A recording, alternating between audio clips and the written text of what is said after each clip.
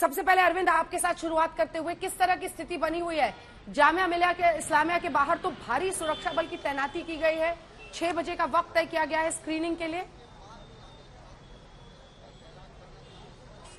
जी बिल्कुल, देखिए लेकिन लगता है नहीं है कि स्क्रीनिंग हो पाएगी, क्योंकि जामिया यूनिवर्सिटी जो प्रशासन है वो पूरी तरह से सख्त हो चुका है और बाकायदा एडवाइजरी जारी कर दी गई है कि अगर कोई इस तरह की असेंबली होती है तो सख्त एक्शन लिया जाएगा। और दूसरी तस्वीर जरा आप ये देखिए, यूनिवर्सिटी कैंपस के बाहर न सिर्फ दिल्ली पुलिस की तैनाती है बल्कि पैरामिलिट्री फोर्सेस की भारी तैनाती है। ये आप एक गेट देख पा रही होंगी। हम ये कोशिश करते हैं कि आपको दूसरा गेट भी दिखाएं और समझाने की ये कोशिश करें कि किस तरीके से हड़कंप मचा हुआ है स्क्रीनिंग को लेकर। ये जो गेट कैंपस का एरिया है, इस पूरे कैंपस के एरिया में पुलिस फोर्स की तैनाती है। एसएफआई के कुछ जो एक्टिविस्ट थे उनको डिटेन किया गया सुबह के वक्त। जब ये जानकारी मिली दिल्ली पुलिस को, उसके बाद से ही 4 जो एसएफआई के एक्टिविस्ट थे उनको डिटेन किया गया। कुछ यहाँ पर प्रोटेस्टर थे, उनको भी डिटेन किया गया। लेकिन स्क्रीनिंग वो यहाँ पर मुमकिन नहीं है, क्योंकि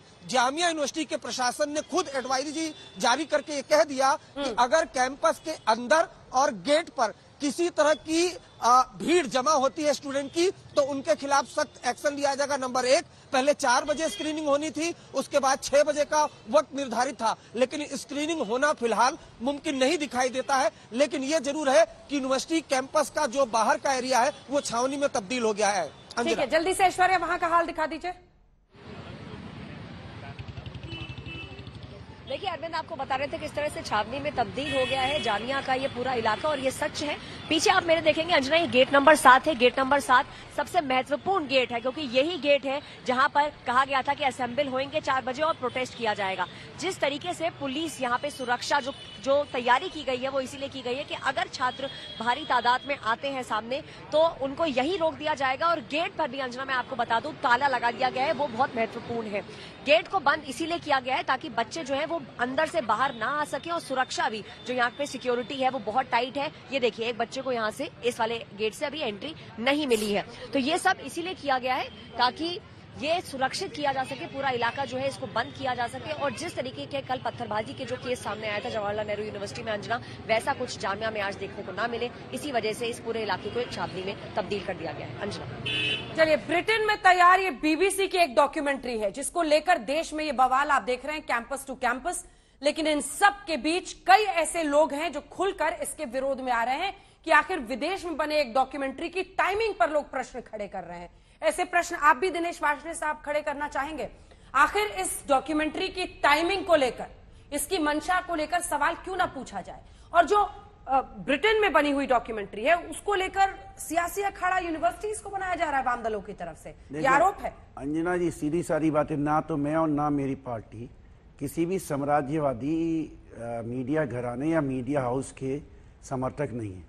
पर मैं ये पूछना चाहता हूं, वामपंथी कब से बीबीसी का समर्थन करने लगे? ना हम भारत में गोदी या मोदी मीडिया के समर्थक हैं, परंतु मैं ये जानना चाहता हूं क्या आज से 3 महीने बाद ये फिल्म अलाउ कर देगा मोदी जी? कर देंगे? तब भी आप कहेंगे टाइम की प्रॉब्लम है।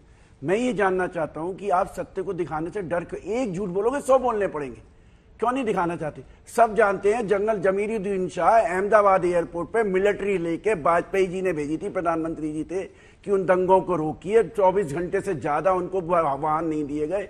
रात के अगले दिन रात के 2 बजे वो मोदी के घर जाके वाहन मांगते हैं, 48 घंटे में वो दंगे रोक देते हैं।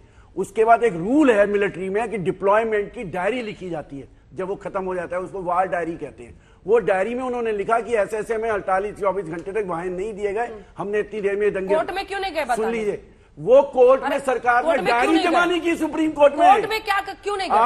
आर्मी के चीफ जनरल पद्मनाभन ने कहा कि मैं इस डायरी को सपोर्ट करता हूं। गवर्नमेंट ऑफ इंडिया ने उस डायरी को जमा नहीं किया सुप्रीम कोर्ट में। क्या समस्या है और सच्चाई दिखाने में? मतलब आप 3 महीने बाद नहीं, आप 3 महीने बाद दिखवा दीजिए। सब बिके हुए हैं जी? नहीं, सब 3 महीने बाद दिखवा दीजिए।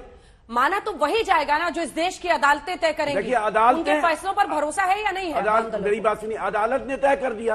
हो सकता है कि उस समय अदालत के सामने बहुत सारे तथ्य नहीं आए हो। अच्छा, इतने सालों तक जो सच्चाई। और दूसरी बात सुन लीजिए, सुन लीजिए, ये कहते हैं कि 27 तारीख को मीटिंग नहीं हुई मंत्रियों की। दोषी बाद में जब सुन लीजिए, जब कोर्ट में आता है, नहीं अंजना जी, जब कोर्ट में आता है तो कहते हैं ये बात पर हिरेन पांड्या उस मीटिंग में नहीं था।